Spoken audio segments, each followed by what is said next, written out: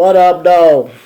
So I'm here to discuss the evolution and background of my latest novel, Thug Nation. And I will try to do this as best as possible in chronological order.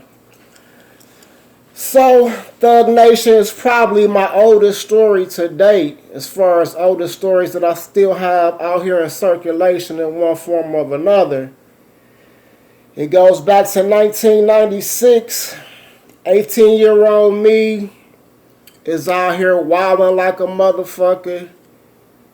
Gang banging. Culture is at its apex here in the Midwest. And I'm caught up in that shit.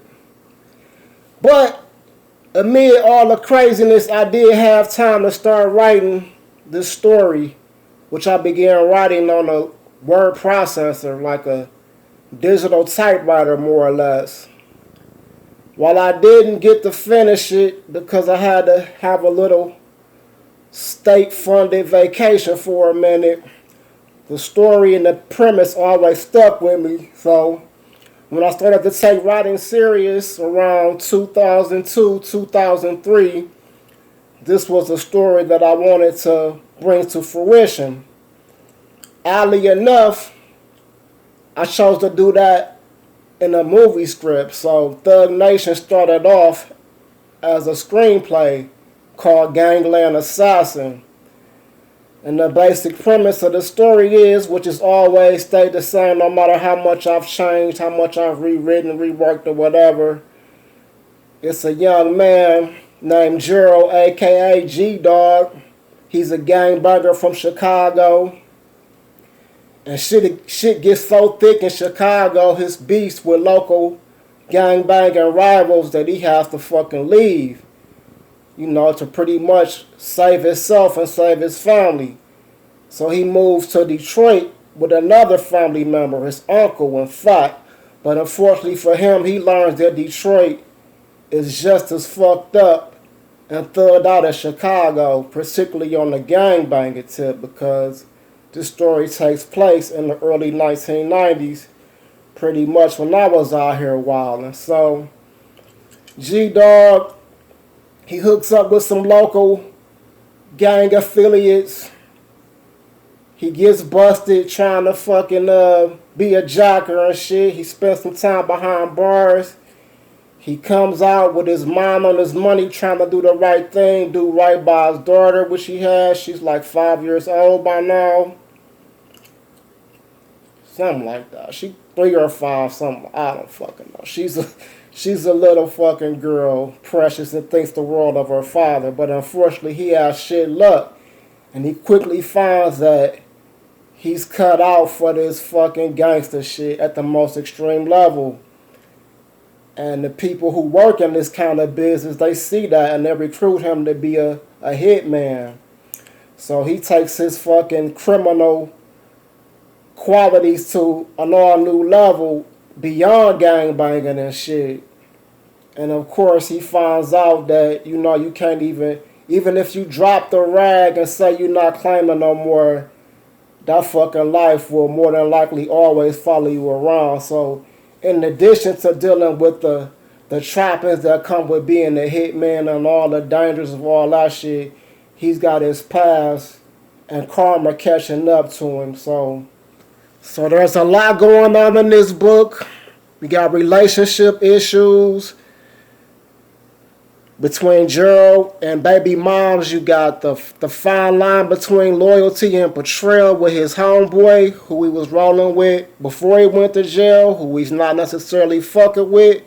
Now he on this next level with this new clique, being a hitman, so on and so forth. But more than anything, it's about the internal struggle that he deals with, the conflict within himself, knowing that he needs to do the right thing, knowing what the right thing is, but finding a hard time doing that because he's so caught up in the game and he's pretty much come too far to turn back. So it's like a race against time to hit one more lick, pull off one more job, and get out the game and try to do the right thing. But of course, it's not always that easy. So that's the struggle my man's dealing with.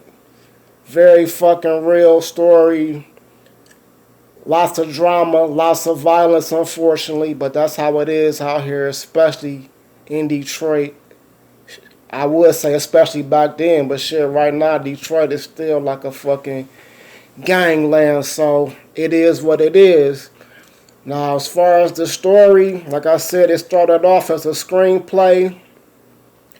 I eventually converted it into a book, a paperback book, but even that was a journey because me being a do-it-yourself nigga, very stubborn. I was very stubborn back then, more than I am now, which is crazy to even think, but I was so crazy and determined and obsessed with doing things my way that I made my own books from scratch and shit, and it sounds like very inspiring and creative or whatever, but it was like a disaster, man. Like, for example, one of my first books was this shit here, Dangerously in Love. I put this shit together from scratch. I printed out the pages, fucking hot glued the shit together and everything.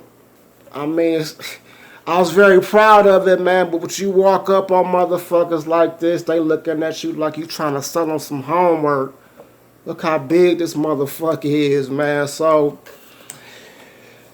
I was doing this for a while. I improved my DIY books to the point where they wasn't looking like a trapper keeper and shit. They was looking a little more realistic, a little more conventional and traditional. But I eventually learned that if I wanted to be taken serious, I couldn't be doing this bootleg shit. I couldn't keep bootlegging my own books. So even while I gave Thug Nation the DIY treatment for a minute, in 2008, another author talked me into doing this shit the right way. So I put some money aside. I invested in some proper printing, and I got Thug Nation looking right. And this is what it looked like back in 2008. So everything seemed to be going good. I got a real book. The motherfucker looks good. It's legit. But it was a hard sell, man. Selling books has always been hard for me. I don't know if it's because I'm just not like a people person. Even though I've never had a problem hustling, trying to get mine.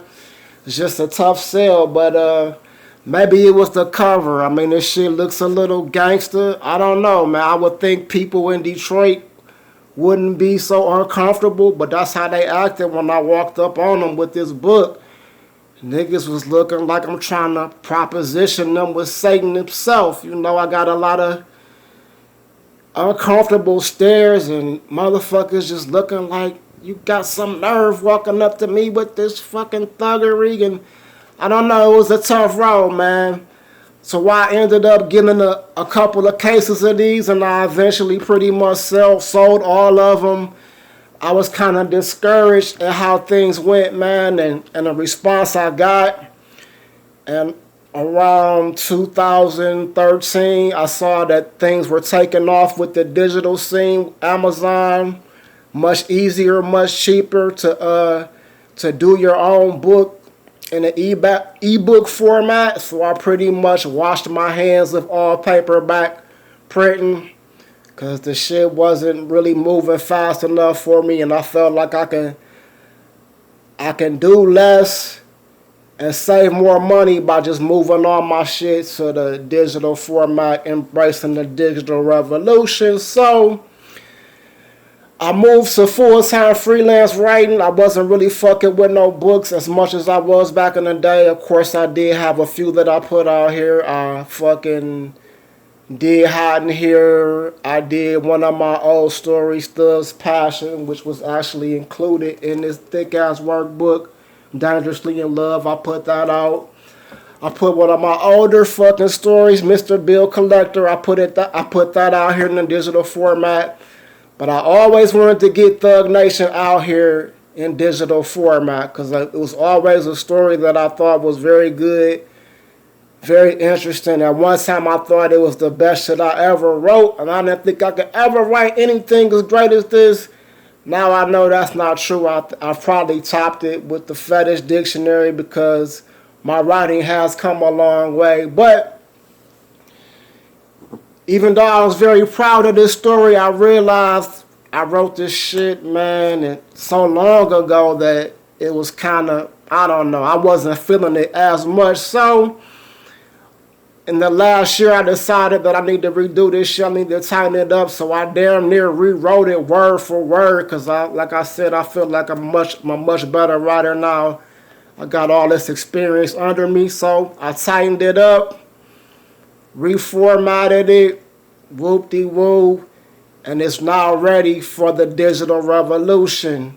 The digital conversion is here, Thug Nation, available on Amazon and Smashwords and wherever ebooks are sold. I'm still a do-it-yourself motherfucker, but I realize that I can't fucking buy my own books and shit, unfortunately. I hate to ask motherfuckers for anything, that's just me, but this is one of those things you can't do alone. You need support of people.